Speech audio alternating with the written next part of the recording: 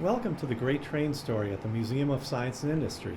Hi, my name is John Llewellyn. I'm the creative lead here at MSI, and I had the pleasure of working on the Great Train Story when it was created, designed, and built back in 2002.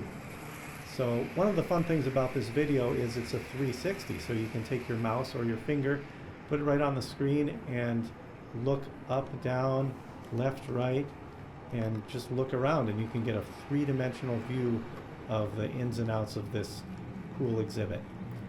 Fun to go through the tunnel here. Not many people ever get to see this view. That's a special thing about this video.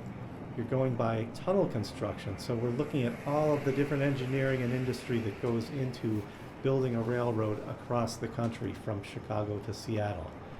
We're going through Last Chance Falls right now, the big waterfall. It's fun to look up at that water and imagine it in motion.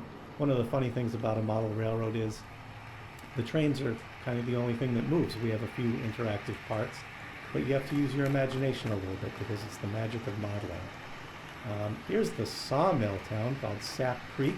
This is patterned after many different places in the Pacific Northwest where lumber and wood products are an important industry, making wood for our homes, furniture, and paper and pulp and things like that. We're soon to come into Seattle here. If you pause it at about 1:34, you'll be able to take a really good look at the Seattle Space Needle that was built for the 1962 World's Fair. And that's a cool thing about MSI is we were built for the 1893 World's Fair. So you can tell that the wonders of the world are always being presented at World's Fairs, and museums are kind of part of that tradition. Seattle is really fun to look around with your panoramic view here. You get to see the backside of all these fishing boats and the waterfront, the skyscrapers downtown in Seattle. The city has changed a little bit since we first built it. For those of you who are familiar with Seattle, you'll notice the Alaskan Way Viaduct highway. That's no longer there. They're changing the waterfront, making it more green and user-friendly and visible.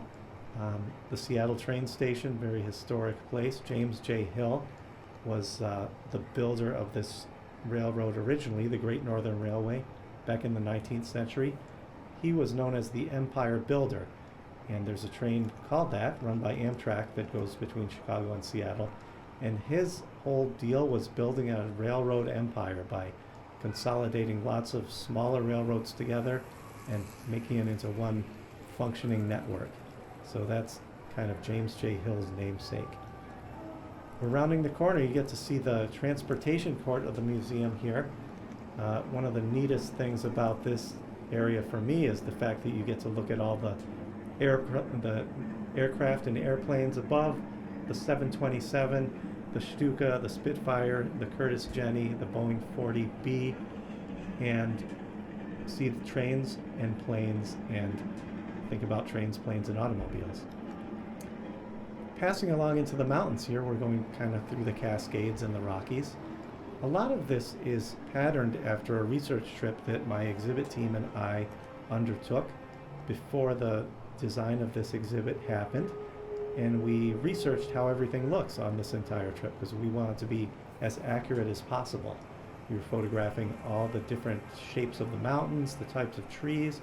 It's interesting to see as you go across the country, these things change, sometimes pretty gradually and sometimes suddenly, like when you go over the Continental Divide in the mountains. The weather often changes. So here we are in the mountain town, fictionally called Mineral Springs. It's kind of patterned after lots of different towns you might see in the Rockies in the U.S. And a lot of gold mining going on here, mineral industries, and whitewater rafting and good stuff like that keeps the economy going around here. Make sure you see the big bridge up ahead here and look up when you go under it because you'll get to see a smaller train passing over the bridge, which is a really neat thing you don't get to see normally when you're standing next to the exhibit in real life. It's fun to get that engineer's eye view here. Now this bridge was actually a composite of two different actual railway structures in the country or in North America, one of which is in New York State, the other one is in Canada, in British Columbia. So we blended those two designs together to fit the amount of space that we have on the Great Train Story and make it carry the trains on both levels. Here it's kind of fun. You see the museum guests enjoying the exhibit, people of all ages, and it's kind of funny to see from a stage view here. It's what the train would see. We're moving our way through the foothills of the Rockies. We're going eastbound towards Chicago now, and we're going to make our way towards the Great Plains. That yellow locomotive you see in the background, the real one, is an actual replica of Stephenson's rocket, which was one of the first practical steam locomotives made in England in the early 19th century. So you can push the button and see that operate. Same principle of operation that all other steam trains followed with.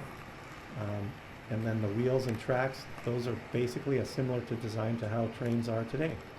So innovation happens in various steps as you go through history. Coming in through the Great Plains, the prairie town, you see the hay bales. It takes a lot of work to dust all those hay bales. All the people we have coming through the museum every year, they love looking at that stuff and trying to find the little details. And there's an arrowhead buried in the sand along the way here on the left. It's still really impossible to see it given the resolution of this camera, but if you look real close in real life, you might be able to catch a glimpse of it to show the Native American legacy of all these lands. Now we're moving on to the south side of Chicago, the Calumet region, passing through the auto industry, the steel industry. These are all heavily dependent on the railroad to transport raw materials as well as finished goods.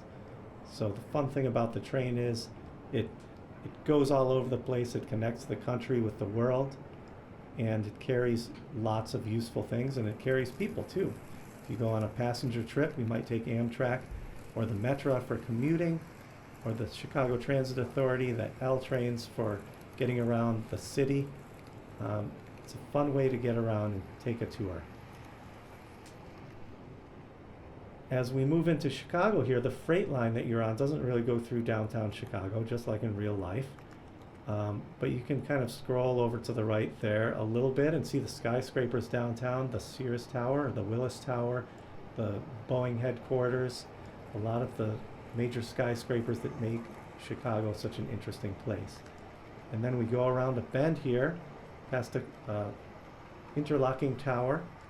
Make sure to look over to the left. You'll see the neighborhood of Bungalow Square, which is the residential neighborhood of the north side, south side, and west side of Chicago. It's a composite of all those areas. And for those of you who have been to Chicago, you might recognize a couple buildings, houses, apartment houses, restaurants, cafes, burger joints, breweries, things like that. It's all the diversity of different people and types of buildings and activities that make a city vibrant and a fun place to be. You're going to see an orange crane on your left side pretty soon, and that's called the Intermodal Terminal. This is where containerized freight gets loaded and unloaded onto and off the trains. So these containers can travel all around the world, carrying anything from merchandise to clothing, you name it. Whatever fits inside there, you can ship things in that, and it can ride on a ship, a train, or a truck and get delivered straight to wherever it needs to go, all the way around the world. That makes it possible for lots of goods to travel wherever they need to go and for people to get what they need. We're back on the Great Plains here and heading towards completing the loop. I've watched this video a couple times. It's fun to watch it more than once because you can scroll around with the 360-degree panning and see the ins and outs of the train. So we hope you enjoy this trip around the Great Train Story. It's been going strong since 2002, and we hope to keep it going for many years to come. And thanks for visiting the Museum of Science and Industry.